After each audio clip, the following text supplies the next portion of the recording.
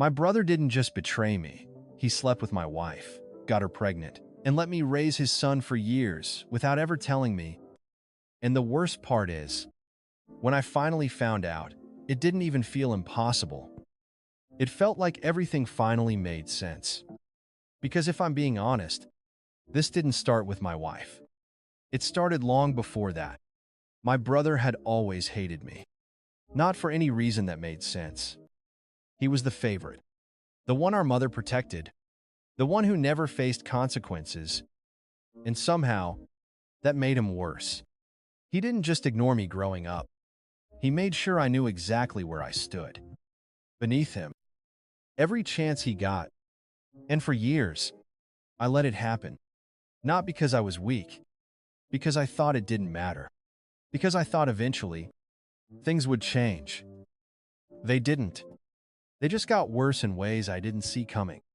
So, when my wife looked me in the eye and told me the truth, when she said the child I had been raising might not even be mine, I didn't react the way she expected. I didn't yell. I didn't break. I just listened. Because in that moment, something shifted. Not emotionally. Logically. And once you see things clearly like that, you don't go back. My brother didn't need a reason to make my life miserable. He just did. It started small. The kind of things people brush off as normal sibling behavior. Taking my things without asking. Mocking me in front of others. Pushing just enough to get a reaction, and then acting like it was nothing. And every time I said something, every time I tried to explain that it wasn't harmless, my mother dismissed it. Said it was normal. Said that's how brothers bond. It wasn't. It was calculated. He paid attention to what bothered me and used it every chance he got. He would go through my room when I wasn't there. Read things I had written privately. Then bring them up later, just to embarrass me. And when I reacted, when I finally pushed back, I was the one who got blamed for overreacting. That's how it worked. He created the situation, and I carried the consequences. And over time, it got worse. Not louder, more precise. He started doing things that crossed lines he knew he shouldn't. Putting things in my food. Breaking things that mattered to me. Testing how far he could go without being stopped. And the worst part wasn't even what he did. It was that nothing happened to him because of it. No real consequences. No accountability. Just excuses. Until one day, he went too far. And for the first time, someone actually stopped him. But by then, it didn't matter. Because when someone grows up believing they can hurt you without consequences, they don't stop. They just get better at hiding it. And looking back now, that's exactly what happened. He didn't change. He evolved. When I met my wife, it felt like stepping into a different life. One where none of that followed me. She didn't know my past.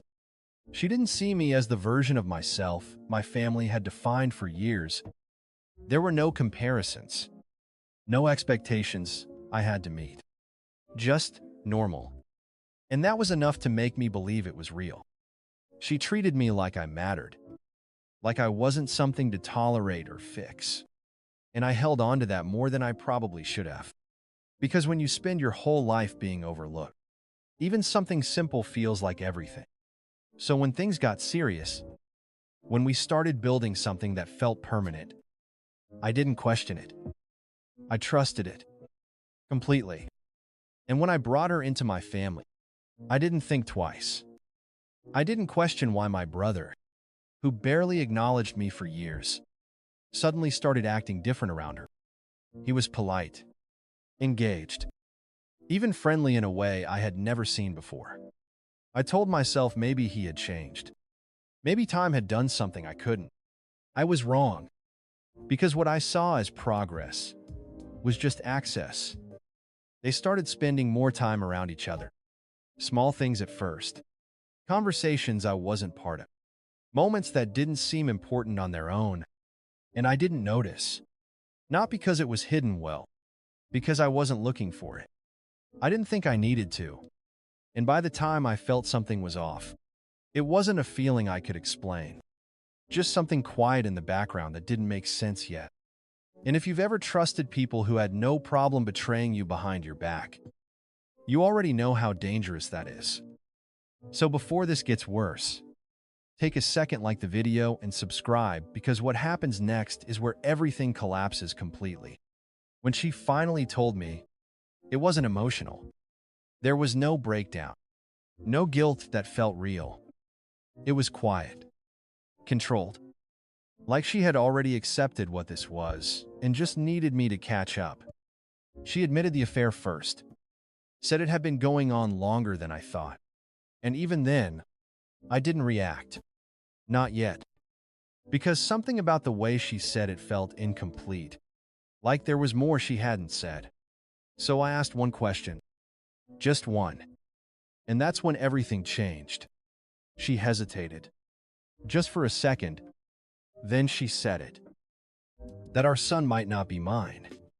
I remember the silence more than anything else. The way everything just stopped. Not around me. Inside me. Because that wasn't just betrayal. That was something deeper. Something that rewrote years of my life in a single sentence. I asked her who it was, even though part of me already knew the answer. And when she said his name, it didn't feel like a shock. It felt like confirmation, like something I should have seen a long time ago, but chose not to. Every moment I ignored, every detail that didn't quite make sense, it all lined up instantly. And that was the worst part. Not the lie. The realization that it had been there the entire time. She expected a reaction. Anger. Question. Something. I didn't give her any of it. Because once something breaks like that, there's nothing left to argue about. There's no version of that conversation that fixes anything.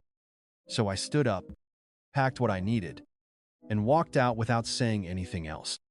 Not because I didn't care, because I understood exactly what it was. And once you understand something that clearly, you don't stay. The next day, I went to my parents, not to explain what happened, to show them, because I already knew something they didn't. They wouldn't believe me if I just told them. Not completely. Not with him. So I didn't give them a version of the story. I gave them the truth in real time. I told them to stay quiet. Then I called him. Let him think it was just the two of us. And he answered exactly the way I expected. Confident. Careless. Like nothing had consequences. At first, he denied it. Completely. Acted like I was crazy for even suggesting it. But the moment I told him she had already admitted everything, something shifted. Not guilt. Not regret. Just irritation. Then blame. He started talking like it wasn't even a big deal. Like it just happened. Said it wasn't his fault if she wanted him. Said I should have seen it coming. And then he said something that told me everything I needed to know. That he was the better brother anyway. That line hung there for a second. And I didn't interrupt him. I didn't need to. Because he had no idea who was listening. When I finally spoke again, my voice didn't change. I just thanked him and ended the call. The silence in the room after that was heavier than anything he had said. My parents didn't look at me right away. They didn't need to, because for the first time, there was nothing left to question. No version of the story that protected him. No excuse that made sense anymore. My father broke it first. Calm, but final. He said my brother was done. Not just with me. With all of us.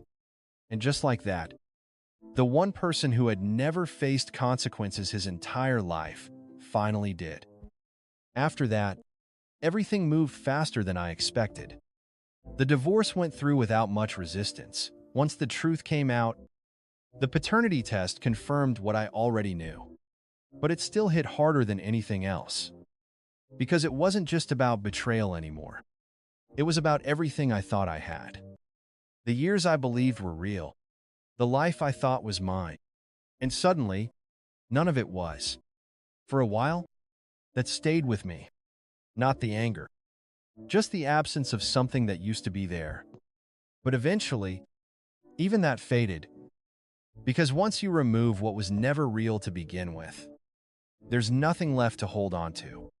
My brother tried to come back after everything fell apart for him, called me like nothing had changed, like we were still connected in some way that meant I owed him something, said he needed help, said things weren't going well, that he couldn't handle everything on his own. And for a moment, I almost felt something, not forgiveness, just familiarity, because no matter what he did, he was still someone I had known my entire life. But that feeling didn't last, because I remembered something simple. He made his choices, repeatedly, without hesitation, and every single one of them led him exactly where he ended up. So I made mine. I told him I was done. Completely. No second chances. No fixing anything. No going back. And when I hung up, it didn't feel heavy. It felt quiet.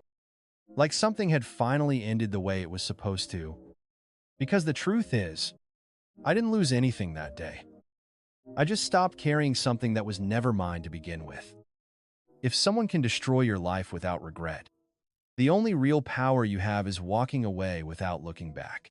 So hit like and subscribe. Because stories like this don't end the way people expect.